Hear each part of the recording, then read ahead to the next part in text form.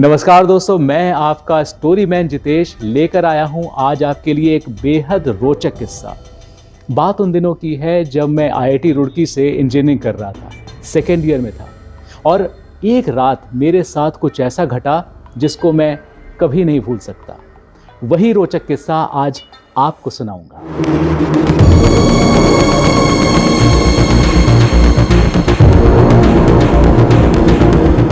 एक रात की बात है कि मैं अपने हॉस्टल में अपने दो दोस्तों के साथ था। बातें चल रही थी, तभी एक दोस्त ने कहा कि भाई ये किताबें ऐसा लग रहा है जैसे मुझे घूर रही हैं। तो दूसरा दोस्त बोला, अरे घूरी तो रही हैं भाई, तुमने 3 दिन से किताबें खोली हैं लेकिन पढ़ तो रहे नहीं हो। भाई ये सब बातें इसलिए चल रही थी क्योंकि हम सब बोर हो रहे थे। तभी मैंने कहा कि समस्या ये किताबें नहीं है, समस्या ये दीवारें हैं। हमें ऐसा लग रहा है कि हम 4 दीवारी के भीतर कैद हो गए हैं।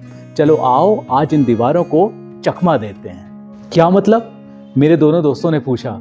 मैंने कहा कि चलो हरिद्वार चलते हैं। एक ने कहा, इतनी रात में हरिद्वार जाना ठीक नहीं, ये किसी एडवेंचर से कम नहीं होगा।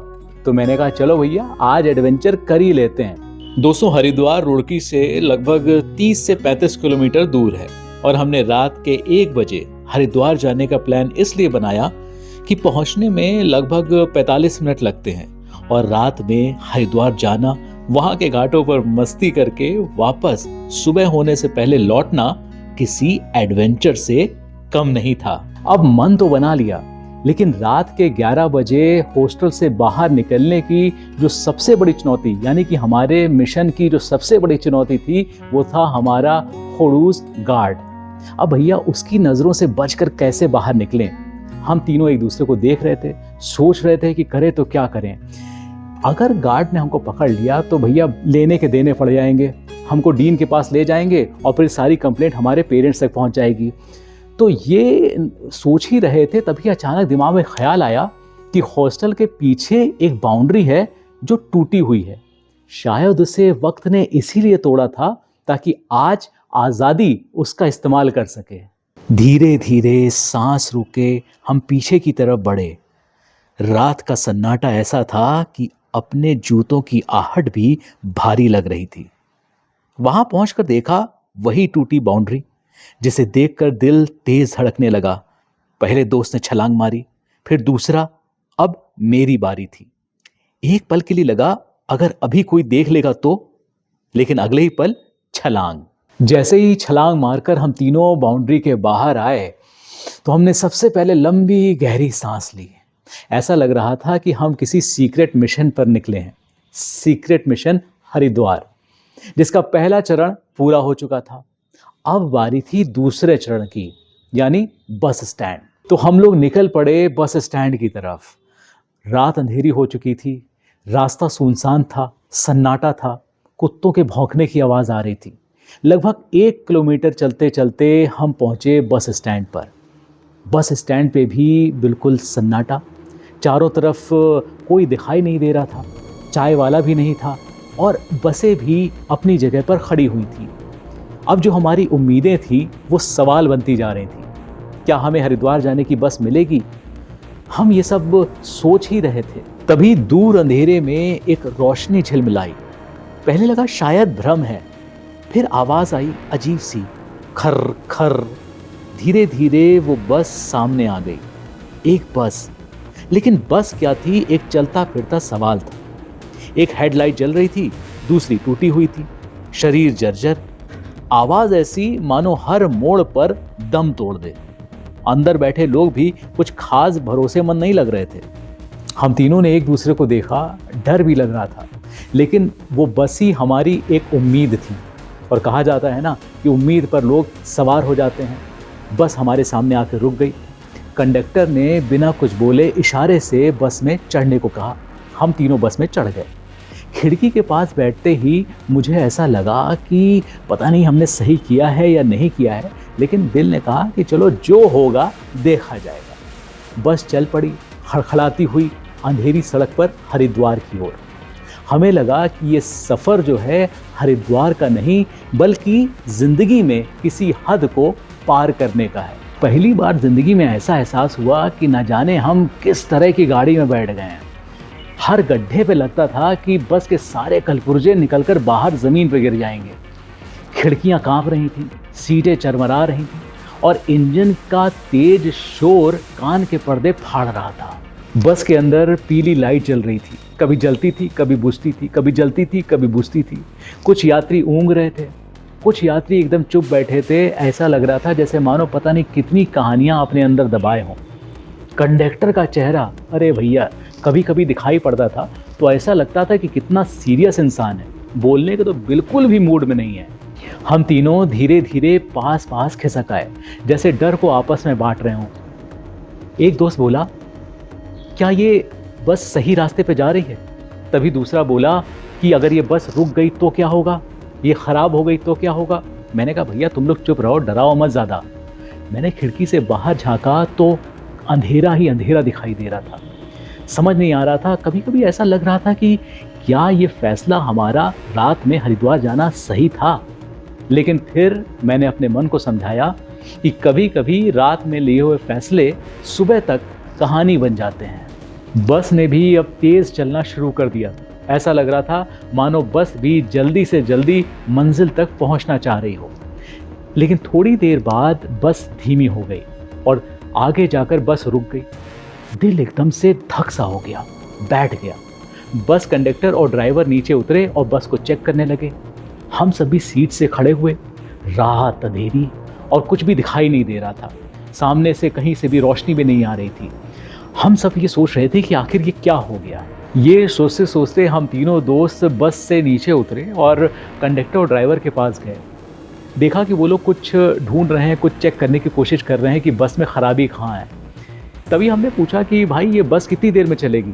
तो ड्राइवर ने कहा कि 5 से 10 मिनट। लेकिन ड्राइवर ने ऐसा बोला कि हमें ऐसा लग रहा था कि उसे खुद अपनी बात पर विश्वास नहीं है। खैर 5 मिनट बीत गए, 10 मिनट बीत गए, 15 मिनट बीत गए। तभी एक यात्री की आवाज़ आई, लगता है आज यहीं रात काटनी पड़ेगी। ये सुनकर तो हमारा डर का जो लेवल था वो और बढ़ गया। आधे रास्ते पर ये बस ख़राब हो गई थी। हम सब इंतज़ार कर रहे थे कि बस जल्दी से ठीक हो और हम बस में बैठकर फिर अपनी मंजिल तक आगे बढ़े। आधे घंटे बीत जाने के बाद ड्राइवर की आवाज़ आई कि ये बस नहीं चलेगी। बस नहीं चलेगी? क्या मतलब? अरे भाई, ये शब्द सुनकर ऐसा लगा जैसे मानो किसी ने पैरों के नीचे से ज़मीन खींच ली हो। हम तो बिल्कुल अवाक रह गए। अब समझ नहीं आ रहा था कि अब करें तो करें क्या। कंडक्टर ने कहा कि आप लोग यहीं इंतज़ार करिए, लगभग 3 घंटे बाद यहाँ बस आएगी। हम लोगों को ये लगा कि भाई हमें तो सुबह होने से पहले अपने हॉस्टल पहुँचना है, क्योंकि अगर वार्डन को पता लग गया तो हमें रेस्ट्रिकेट कर दिया जाएगा, कॉलेज से बाहर निकाल दिया जाएगा। तो हमने ये फैसला किया कि हम लोग पैदल ही कुछ दूर तक चलते हैं। हो सकता हो आगे चलकर हमें कोई बस या कोई गाड़ी मिल जाए जिस पर बैठकर हम रुड़की वापस पहुंच सकें। तो हमने उतरकर पैदल चलना शुरू कर दिया। तो हम तीनों निकल पड़े रुड़की की तरफ, अंधेरी सड़क पर। घड़ी में लगभग 3 बज रहे थे। अंधेरी रात, आगे दूर तक कुछ दिखाई नहीं दे रहा था। हमने कदम बढ़ाए। पहले 100 कदम, ना कोई बात ना कोई बहाना, हम अंधेरी सड़क पर चलते जा रहे थे। सिर्फ जूतों की खटखट और दिलों की धड़कन जो हमें खुद सुनाई दे रही थी। थोड़ा आगे बढ़े ही थे कि कुत्तों के रोने की आवाज़ आई।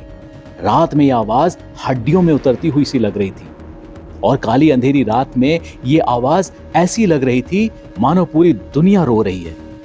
सड़क के बाईं तरफ बड़े बड़े पीपल के पेड़ दिखाई दे रहे थे। गांव में सुना था कि पीपल के पेड़ पर भूत रहते हैं। ये सोचकर हम सब की हवा और टाइट हो गई। हवा चली तो पत्तों की साएं साएं और हर हिलती टहनी किसी काले साए की तरह लग रही थी। ख्याल आया कि यहाँ कुछ हुआ तो, अगर किसी ने पीछे से कंधा पकड़ लिया तो। मैंने उन दोनों को हंसाने की कोशिश की कि भाई अगर पीछे से कोई कंधा पकड़े तो पलट कर मत देखना। लेकिन मेरी इस बात पर दोनों को हंसी नहीं आई। चारों तरफ एकदम सन्नाटा। तभी अचानक ऐसा लगा कि पीछे से कोई तेजी से दौड़ता हुआ आ रहा है। हम तीनों पत्थर की मूर्ति बनकर खड़े हो गए। उस समय इतना सन्नाटा था, इतनी शांति थी कि सांस लेने की आवाज़ भी शोर जैसी लग रही थी। हम तीनों ने पलट कर देखा तो वहाँ कुछ नहीं था, लेकिन वो कुछ नहीं भी उस समय बहुत ज़्यादा लग रहा था। दिल धक धक नहीं, सीने में ज़ोर सा फटता हुआ दिख रहा था। ऐसा लग रहा था कि शरीर डर के मारे खुद को अंदर खींचने की कोशिश कर रहा है। हम चल भी रहे थे और नहीं भी। हमारे हर कदम डर की रस्सी पर टंगे हुए थे। अब ये रात एडवेंचर नहीं बल्कि अनदेखी आंखों की खामोश निगरानी में बदल चुकी थी। ऐसा लग रहा था कि कोई इंतजार कर रहा है कि हम रुकें और पीछे मुड़कर देखें। हमने तेज तेज चलना शुरू कर दिया। अब ये एडवेंचर नहीं, शुद्ध डर था।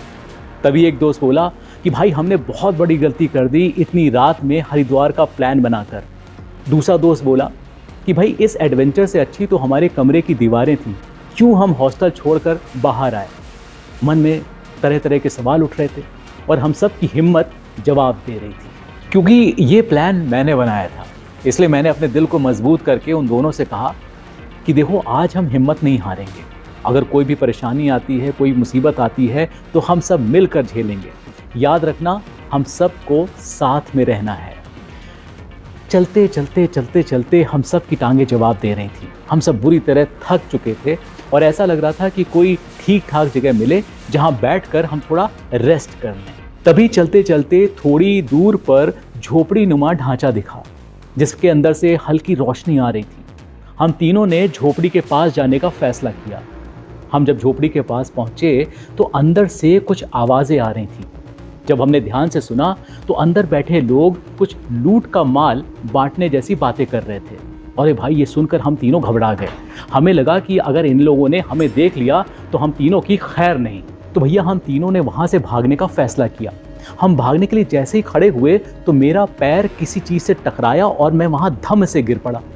ये आवाज़ सुनकर वहाँ अंदर बैठे लोग बाहर आ गए। अरे भैया, जब मैंने देखा तो लंबे चौड़े हट्टे कट्टे काले कपड़े पहने हुए थे और माथे पे काला टीका लगाए हुए थे। उनको देखकर मुझे समझ में आ गया कि ये कोई और नहीं, ये डकैत हैं।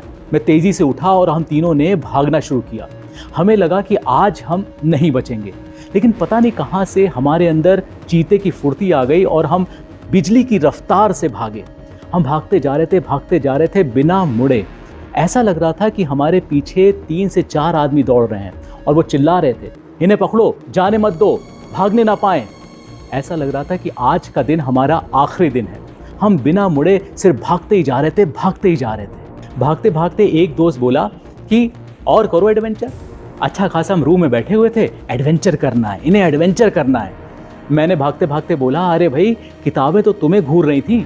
तभी तीसरा बोला, अरे यहाँ तो काले सांड पीछे पड़ गए हैं, बड़ा दीवारों को चकमा देने चले थे, अब इनको चकमा देकर दिखाओ। हम सब भागते ही जा रहे थे और तभी मेरे दिमाग में कुछ ख्याल आया और इन दोनों दोस्तों को मैंने पकड़कर सड़क के किनारे एक खेत था जिसमें कीचड़ था, दोनों को पकड़ के मैं वहाँ ले गया और हम तीनों वहाँ पर लेट गए। मैंने कहा कि कीचड़ में मुंह के बल लेट जाओ और ज़रा सा भी मत हिलना। थोड़ी देर बाद जब हम कीचड़ में लेटे हुए थे तो हमें डकैतों के कदमों की आहट सुनाई दी। ऐसा लगा कि डकैत हमारे आसपास ही पहुंच गए हैं। तभी डकैत वहाँ पे खड़े होकर हम लोगों को ढूंढने लगे। तभी एक डकैत बोला कि कहाँ चले गए, और दूसरे डकैत ने तभी टॉर्च जलाई। टॉर्च की रोशनी हमारे ऊपर से गुजरी, लेकिन हम 1 इंच भी नहीं हिले। सारे डकैत थोड़ी देर बाद परेशान हो गए। उनमें से एक ने कहा कि लगता है ये लड़के गांव के अंदर भाग गए हैं। इतना कहने के बाद सभी डकैत झुंझला कर वापस चले गए। जब डकैत वहाँ से चले गए और हमें लगा कि अब यहाँ कोई ख़तरा नहीं है, तो थोड़ी देर के बाद हम तीनों वहाँ से उठे। हम तीनों कीचड़ से सने हुए थे। उठते ही हमारे दोनों दोस्तों ने कहा कि जितेश, अगर आज तुमने सही समय पर हमें यहाँ खेत में कीचड़ में नहीं छिपाया होता तो आज हम बड़ी मुसीबत में फंस जाते। क्या तुम्हें डर नहीं लग रहा था? मैंने कहा, डर तब तक लगता है जब तक दिमाग नहीं चलता। हम तीनों ने एक दूसरे को देखा और वापस रुड़की चलने का फैसला किया। चलते चलते हमारी सांसें फूल रही थीं और अब अंधेरा भी धीरे धीरे छटने लगा था। चलते चलते हम आखिर वहीं पहुंच गए जहां से हमने कहानी की शुरुआत की थी, यानी अपनी हॉस्टल की टूटी हुई बाउंड्री के पास। अब बाउंड्री को पार करते वक्त डर नहीं लग रहा था, राहत महसूस हो रही थी। पहली बार लगा कि आज हम बच गए। रूम के अंदर आए और थकान के कारण हम जमीन पर ही लेट गए। पैर जवाब दे चुके थे, आंखें जल रही थीं। हाँ, हम हरिद्वार तो नहीं पहुंच सके, लेकिन दिमाग के कई द्वार खुल गए और एक बात तो समझ में आ गई कि जिंदगी में सब कुछ अपनी इच्छानुसार नहीं होता। कभी कभी अधूरा सफर भी हमें बहुत सारी बातें सिखा जाता है।